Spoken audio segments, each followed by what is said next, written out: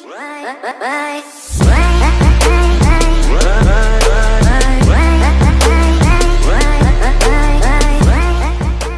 Bapak Ibu Saudaraku yang Tuhan kasih, dimanapun Anda berada. Hari ini kita kembali bersama-sama datang beribadah dan kita akan belajar firman Tuhan. Mari tundukkan kepala, kita berdoa.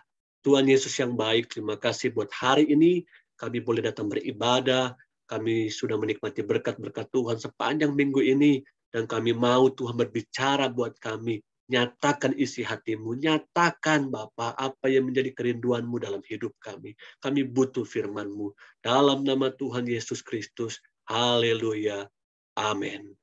Bapak, Ibu, Saudaraku yang Tuhan kasih, hari ini judul firman-Nya adalah tentang kesehatan pikiran. Sekali lagi, judul firman Tuhan buat kita hari ini adalah kesehatan pikiran.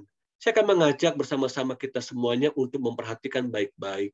Kenapa kita butuh menjaga kesehatan pikiran kita? Karena ketika kita bangun pagi hari, kita sudah mendapatkan begitu banyak berita-berita yang menakutkan, yang mengerikan, dan lain sebagainya.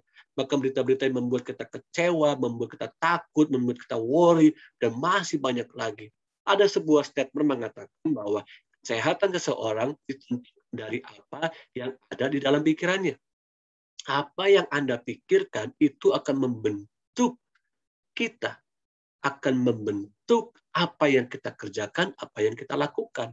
Makanya pikiran kita menentukan tindakan kita. Dan tindakan kita akan menentukan kebiasaan-kebiasaan yang kita lakukan dalam kesehariannya.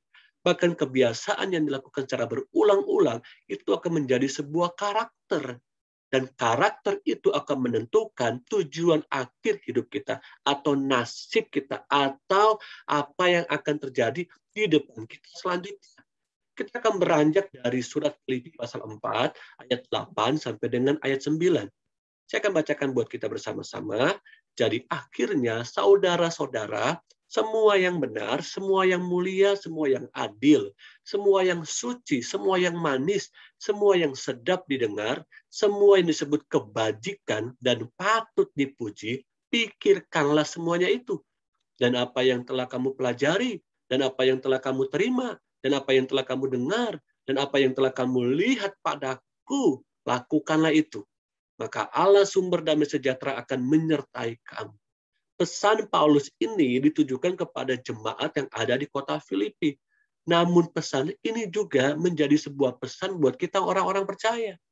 Apa pesannya? Supaya saya dan saudara hari-hari ini memperhatikan baik-baik apa yang sedang kita pikirkan. Alangkah bijaknya, alangkah baiknya pikiran kita memulai sebuah pikiran-pikiran yang benar.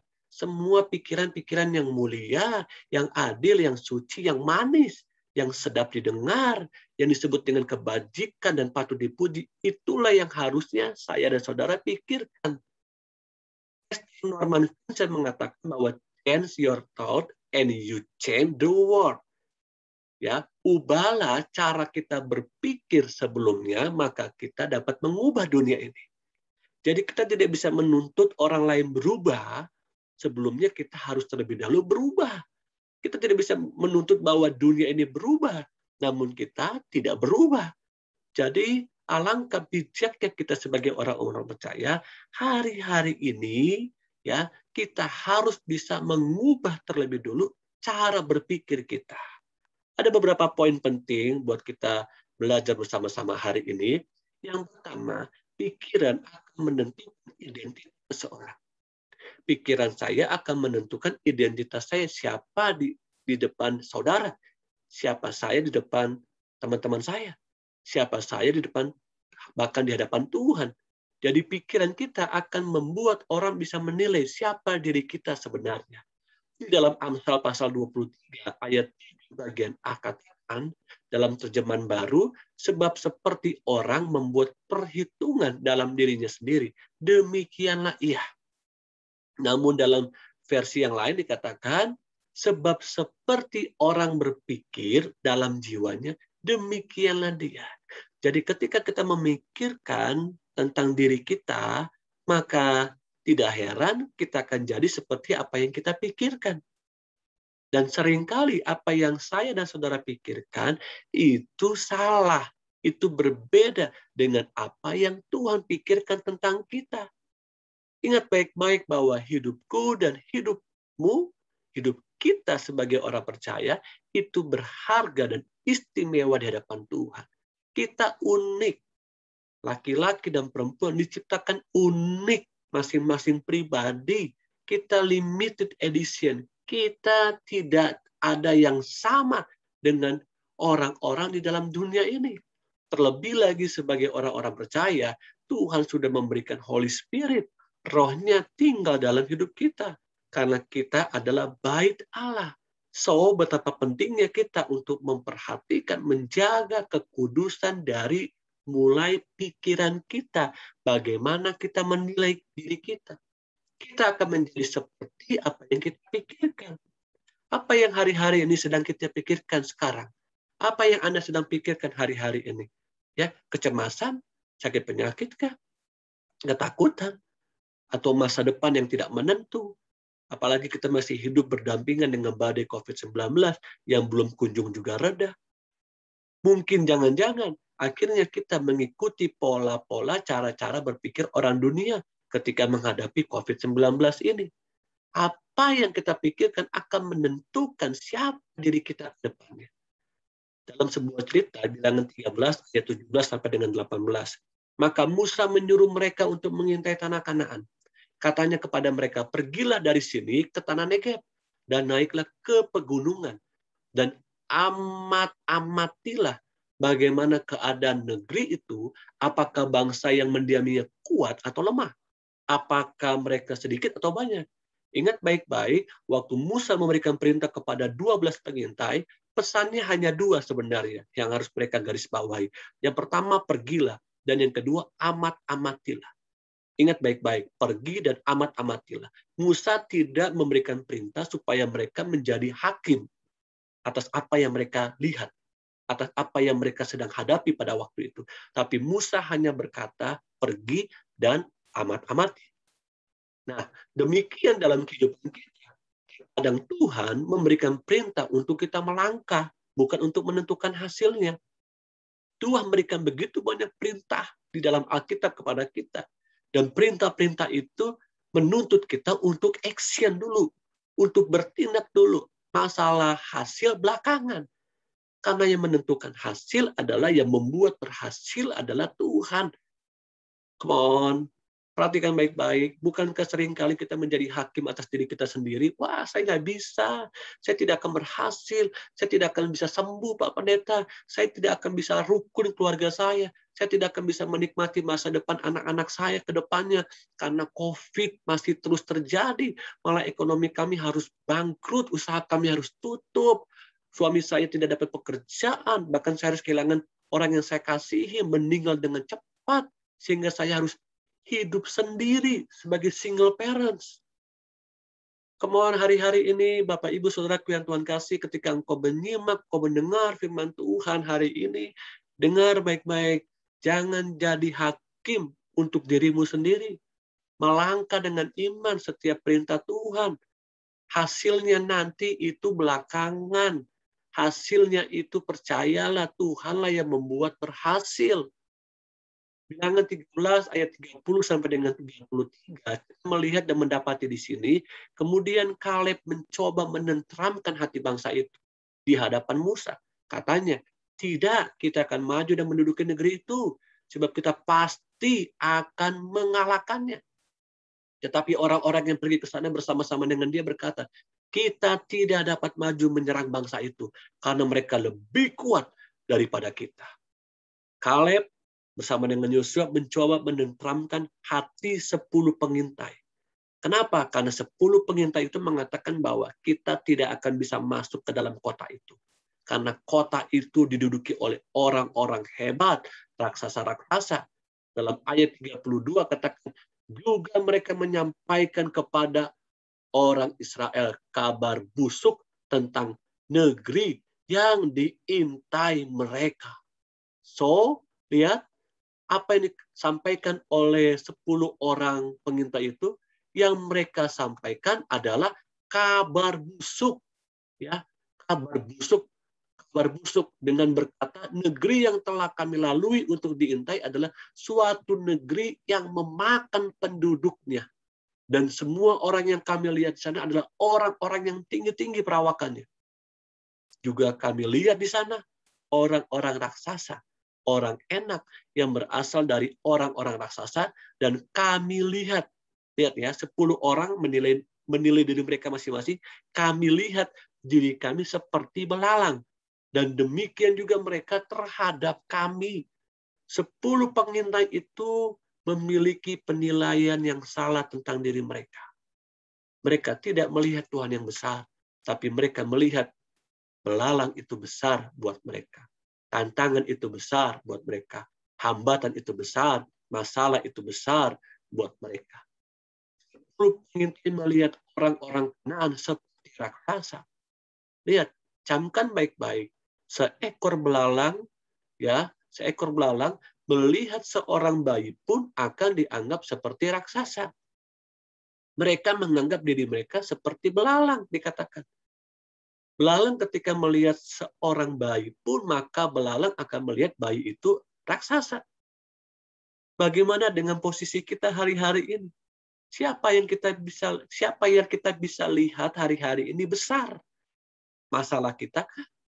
COVID-19 kah? Sakit penyakit kah? Atau kita bisa melihat Tuhan yang besar? Tuhan yang lebih dahsyat dari apapun obstacle, tantangan hidup kita. Betapa pentingnya buat saya dan saudara untuk dapat menilai diri kita dengan benar. Bukan apa kata manusia, tapi apa kata Tuhan. Yang setuju katakan amin dan berikan tepuk tangan bagi Tuhan kita yang dahsyat dan luar biasa. Hidup saya dan hidup saudara lebih besar dari dunia ini. Kenapa? Karena roh yang ada pada kita lebih besar daripada roh yang ada di dalam dunia ini. Yang kedua, pikiran mampu mengubahkan hidup seseorang. Pikiran mampu mengubahkan hidup seseorang. Roma pasal 12 ayat 2 dalam versi firman Allah yang hidup katakan, jangan meniru tingkah laku dan kebiasaan dunia ini, melainkan jadilah orang dengan kepribadian yang sama sekali baru dalam segala perbuatan dan pikiran. Niscaya saudara akan mengerti dari pengalaman sendiri bahwa jalan-jalan Allah itu sempurna, perfect, dan sungguh-sungguh memuaskan saudara. Lihat, kembali Paulus ingatkan bahwa jadilah orang dengan kepribadian yang sama sekali baru. Bukan hanya perbuatannya, tapi pikirannya pun seperti itu. Berubah dalam Roma 12 ayat 2, dalam bahasa Inggris digunakan kata transform. Dan dalam bahasa aslinya metamorphoo, bahasa Yunani yaitu metamorfosa. Kata metamorfosa merupakan kalimat aktif masa sekarang, present continuous tense, yang artinya perubahan itu terjadi hari lepas hari tanpa henti. Jadi untuk mengubah cara kita berpikir, mengubah hidup kita, itu tidak dilakukan dalam satu hari, tapi dilakukan setiap hari. Bagaimana Allah mau mengubah cara berpikir kita? Untuk bisa naik kelas di dalam sebuah pendidikan, maka ada ujian. Ujian demi ujian harus kita ikutin. Supaya apa? Supaya menambah kualitas kita.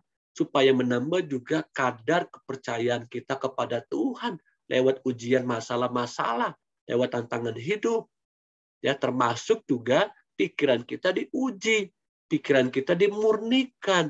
Diperbaharui. Yang ketiga, mengapa kita harus menjaga kesehatan pikiran? Yang ketiga, pikiran adalah medan peperangan. Ingat ya, pikiran adalah medan peperangan. Markus 8 ayat 31 sampai dengan 33. Kemudian, mulailah Yesus mengajarkan kepada mereka bahwa anak manusia harus menanggung banyak penderitaan dan ditolak oleh tua-tua, imam-imam kepala dan ahli-ahli Taurat, lalu dibunuh dan bangkit sesudah 3 hari. Hal ini dikatakannya dengan terus terang. Tetapi Petrus menarik Yesus ke samping dan menegur dia. Maka berpalinglah Yesus dan sambil memandang murid-muridnya, ia memarahi Petrus. Katanya, nyala iblis, sebab engkau bukan memikirkan apa yang dipikirkan Allah, melainkan apa yang dipikirkan manusia. Petrus pikir apa yang dia pikirkan, apa yang dia kerjakan, itu menyenangkan hati Yesus. Justru sebaliknya, Yesus malah berkata, "Enyahlah iblis, sebab engkau bukan memikirkan apa yang dipikirkan Allah, melainkan apa yang dipikirkan manusia." Coba lihat, jangan-jangan hari-hari ini apa yang kita pikirkan perlu kita tengking, saudara. Kenapa? Karena pikiran itu wrong. Pikiran itu salah selama ini yang kita endapin ya di dalam ingatan-ingatan kita. Kita perlu menengkingnya, kita perlu mengusirnya. Karena demikianlah yang dilakukan oleh Yesus untuk menengking, untuk mengusir pikiran Petrus yang salah. Pendeta Dr. Robin Ali Abraham mengatakan bahwa pandangan negatif kita tentang diri sendiri, yang pertama itu akan melumpuhkan potensi diri kita. Dan yang kedua akan menghancurkan hubungan kita dengan orang lain. Jadi pikiran yang salah, pandangan yang salah itu akan membuat kita akhirnya tidak bisa mengembangkan kapasitas, bahkan talenta yang Tuhan sudah berikan kepada kita. Bahkan juga jangan-jangan dengan pikiran-pikiran kita yang sia-sia selama ini, kita tidak bisa menghasilkan buah roh. Dan pikiran-pikiran yang salah, pandangan-pandangan negatif itu akan merusak dan menghancurkan hubungan kita dengan sesama. Hubungan suami dengan istri, suami mencurigai istri, istri mencurigai suami, orang tua juga mencurigai anak, anak juga mencurigai orang tua, demikian juga atasan mencurigai bawahan, atau bawahan juga mencurigai atasan, dan lain hal lagi dalam dunia ini. Begitu banyak hal-hal yang negatif yang coba meracuni pikiran kita. Dan akhirnya kita pun terbuai dengan pikiran yang sia-sia. Efesus pasal 4, ayat 17 sampai dengan 18 katakan, "Sebab itu kukatakan dan kutegaskan ini kepadamu di dalam Tuhan, jangan hidup lagi sama seperti orang-orang yang tidak mengenal Allah dengan pikirannya yang sia-sia dan pengertiannya yang gelap, jauh dari hidup persekutuan dengan Allah karena kebodohan yang ada di dalam mereka dan karena kedegilan hati mereka." Bapak, Ibu, Saudara yang Tuhan kasihi, hari ini kita sudah melihat beberapa poin penting dalam firman Tuhan hari ini. Ada 3 poin penting mengingatkan kepada kita bahwa pikiran kita menentukan identitas kita. Bahkan pikiran bisa mengganggu hubungan kita dengan sesama, bahkan hubungan kita dengan Tuhan. Hari ini saya mengajak Bapak, Ibu, Saudaraku yang Tuhan kasih, apa yang mengganggu pikiranmu hari-hari ini? Jangan batasi kuasa Tuhan. Tuhan itu lebih besar dari apa yang kita pikirkan. Jangan batasi ya dengan apa yang kita lihat secara kasat mata. Dimilikilah kacamata iman, milikilah cara pandang seperti yang Tuhan pandang buat hidup kita untuk memberikan yang terbaik. Jadi hari ini saya mengajak buat kita semuanya, mari tundukkan kepala, izinkan saya berdoa buat Bapak, Ibu, Saudaraku.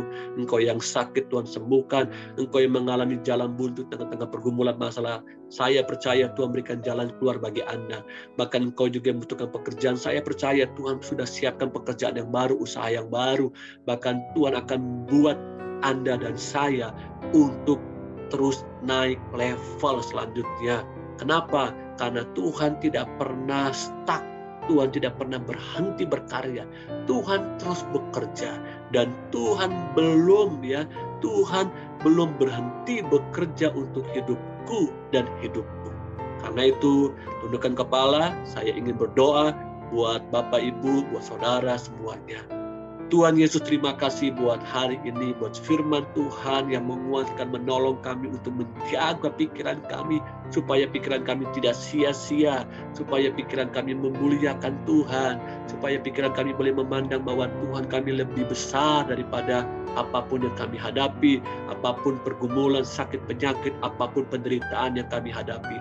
Hamba berdoa Tuhan, yang sakit Tuhan sembuhkan oleh bilur-bilur Tuhan Yesus, yang mengalami penderitaan Tuhan berikan penghiburan, memberikan sukacita, yang membutuhkan pekerjaan atau usaha baru, Tuhan berikan Tuhan jalan-Mu Tuhan. Bahkan pemulihan ekonomi Tuhan, pulihkan ekonomi buat masa depan anak-anak, masa depan keluarga mereka. Hamba berdoa Tuhan, nyatalah karya-Mu, nyatalah pekerjaan-Mu bagi mereka. Terima kasih Tuhan Yesus, terima kasih. Biar setiap kami boleh menjadi pelaku firman Tuhan, dan kami melihat bahwa kami punya Tuhan yang lebih besar dari apapun masalah hidup kami. Dan kami percaya Tuhan pasti tolong kami dan Tuhan jawab doa kami. Dalam nama Tuhan Yesus Kristus, hamba-Mu sudah berhenti berkata-kata, tapi Roh Kudus tetap bekerja mengingatkan firman-Mu. Dalam nama Yesus Kristus, haleluya, amin, amin. Terima kasih Bapak Ibu Saudaraku yang Tuhan kasihi, yang sudah mengikuti ibadah dan mendengarkan firman Tuhan bersama-sama dengan saya. Kita ketemu lagi minggu depan. Tuhan Yesus memberkati.